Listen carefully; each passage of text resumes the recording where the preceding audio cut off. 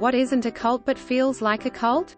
I live in Orlando and Disney people are crazy. Salesforce. They have gamified their recruiting, trainings and career advancement. They have badges, tiers, ranks, mascots, tribal, group-based identities, the notion of Ohana. Not saying their product isn't good, quite the contrary actually. But it feels like a cult MLM model at times. Was looking for this. I traveled to one of their conferences as my work wanted to tool up for a client already in bed with Salesforce and get me some certs. God damn, that was eye-opening. Lights, music, people getting prizes for having the most certs, jumping on stage, fist pumping and throwing high fives. I was extremely uncomfortable. My gym. At Globo Gym we're better than you and we know it.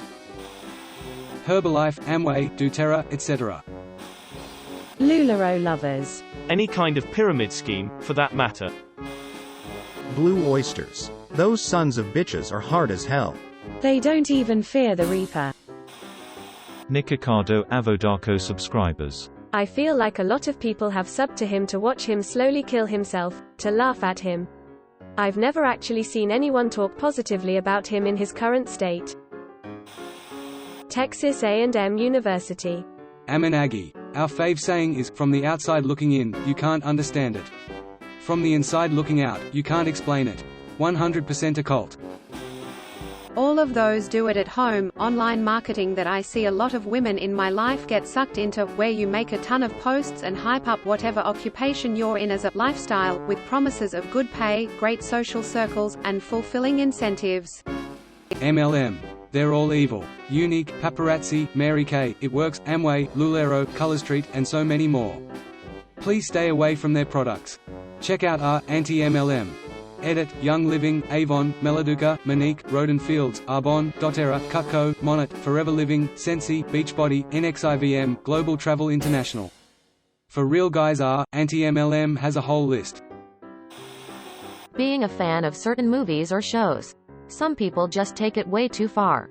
Harry Potter and Game of Thrones fan pages on Facebook get weird. Peloton. Employers who express themselves as a unit, such as we are a family, pack, etc. Edit, holy poo, I've been blown away by the solidarity reaction here. Thank you. I was laid off by this kind of workplace a month ago after years of hard work, and let me say it's a minth. My boss told me that once and I told him he was full of poo. Needless to say, my dad no longer required my services in the family business. Landmark. A friend of mine asked me to see him, graduate from a program of theirs. I had no idea what it was or what I got myself into. What I experienced in that ceremony was absolutely ridiculous. Then they asked the invitees to leave the main room and we were all separated into rooms by ourselves until someone came in and gave us the whole join our pack scheme. I said no multiple times and they just continued to press me for a yes, continuously saying the $5,000 3-day convention would change my life for the better. I finally had to just lie and say I had to use the restroom and got the F out of there.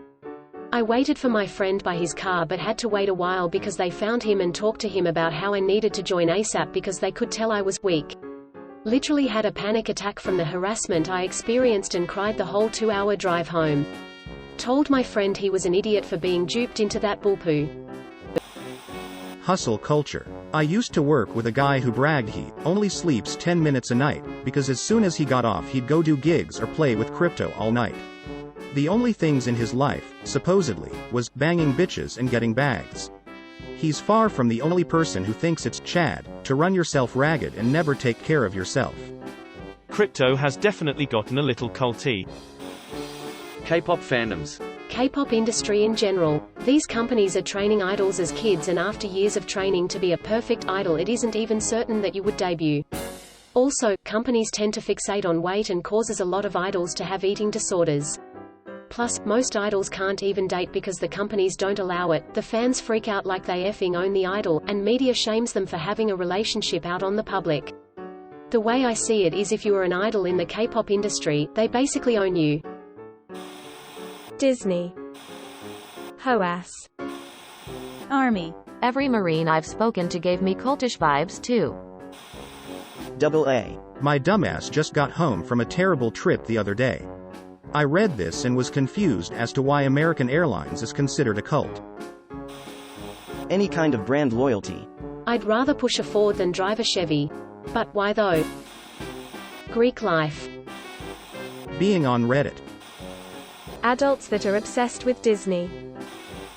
Politics. So many people have made their political party of choice into their personality and it's unbearable.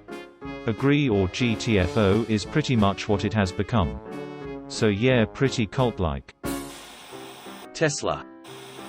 Apple. I worked as call center agent, internet help desk once.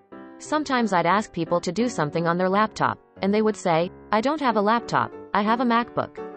If I once more said, laptop, in the conversation, while being focused on solving the problem, they would shout at me, I don't have a laptop, I have a MacBook.